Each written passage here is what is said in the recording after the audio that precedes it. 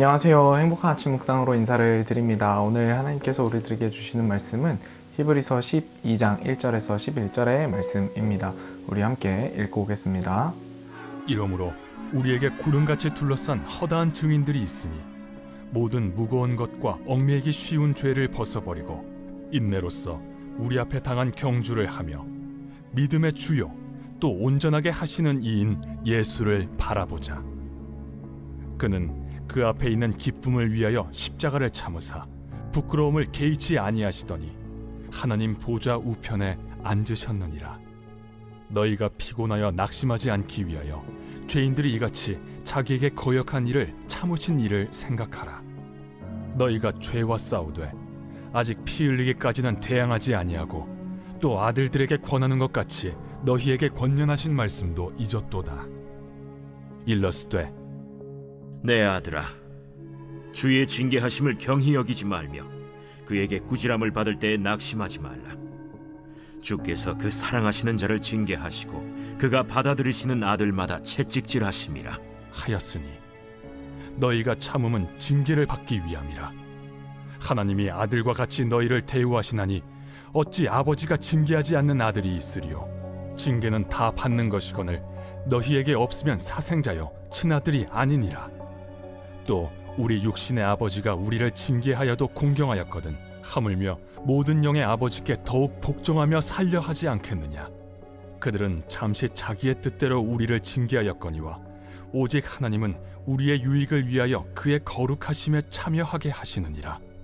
무릇 징계가 당시에는 즐거워 보이지 않고 슬퍼 보이나 후에 그로 말미암아 연단받은 자들은 의와 평강의 열매를 맺느니라. 아멘. 여러분, 사랑의 반대말은요, 미움이 아니라 무관심이라 라는 말이 있습니다.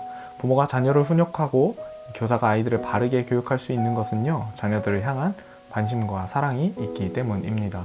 이와 마찬가지로 우리를 향한 하나님의 사랑도 그러합니다. 하나님은 우리를 향한 관심과 애정을 가지고 계시죠. 그래서 우리들이 이 잘못된 길로 가려 할 때에 지도를 통해서 올바른 길로 걸어갈 수 있도록 하시는 분이 아버지 하나님이십니다. 디모데후서 3장 16절은 이렇게 기록합니다. 모든 성경은 하나님의 감동으로 된 것으로 교훈과 책망과 바르게 함과 의로 교육하게 유익하니. 오늘도 우리와 함께 하시면서 우리를 말씀으로 지도하시는 그 하나님의 은혜를 경험할 수 있는 저와 여러분이 되시기를 예수님의 이름으로 축복합니다. 오늘 본문은요, 특별히 하나님께 교훈을 받는 우리들을 향해서 이야기하고 있습니다. 우리는 사람의 지혜로 교훈을 얻고 가르침을 받는 것이 아니라 오직 하나님의 말씀으로 우리는 교훈을 얻어야 합니다. 성경은 부모의 말씀을 청종하고 늙은 부모를 경히 여기지 말라고 교훈합니다. 자녀에 대한 교육의 1차적 책임은요, 이 부모에게 있음도 강조하고 있습니다.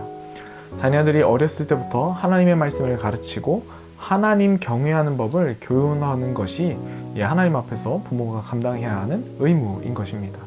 그러므로 부모의 말씀을 청종하라는 것은요, 하나님의 말씀을 경히 여기지 말라는 것과 같습니다.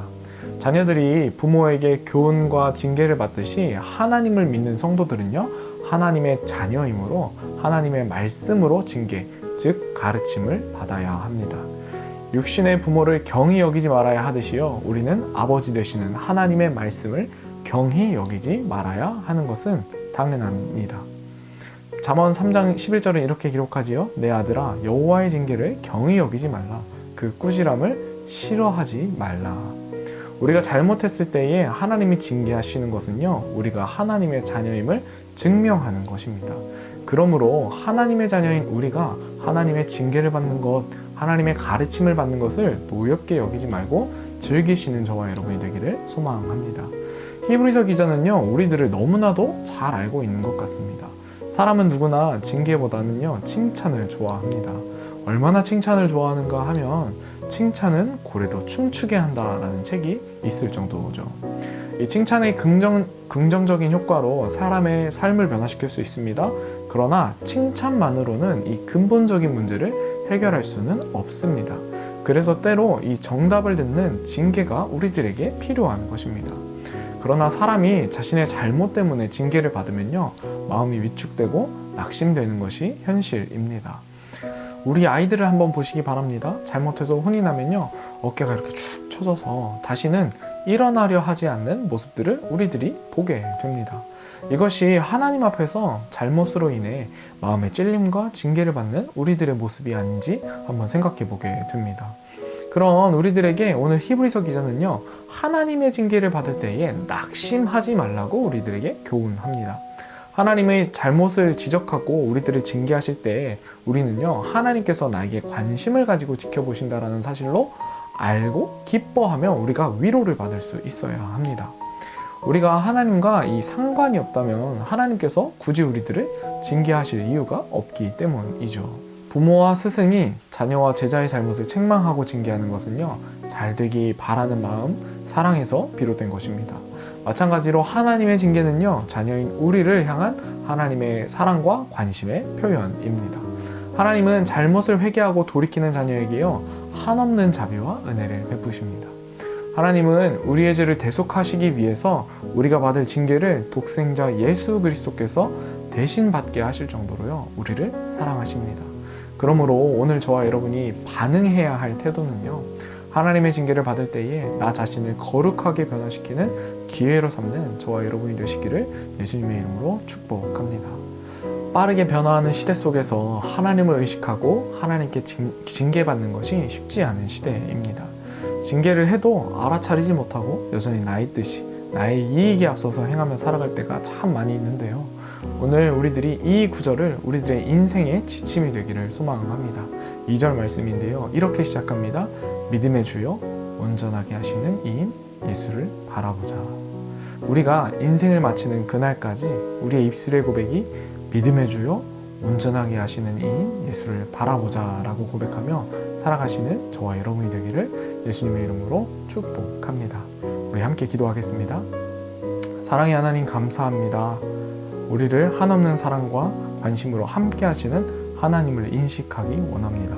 때로 하나님의 징계가 있을 때에 참 뜻을 알지 못하고 불평하고 원망했음을 고백합니다.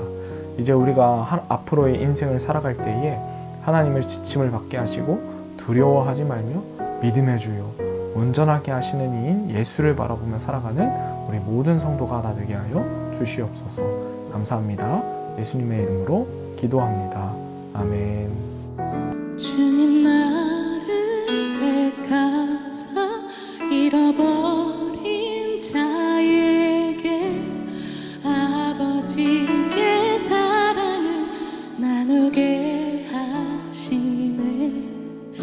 어둠을 밝히며 차가운 마음 녹이는 진리의 빛 전하게 우리의 기도를 담아 성령으로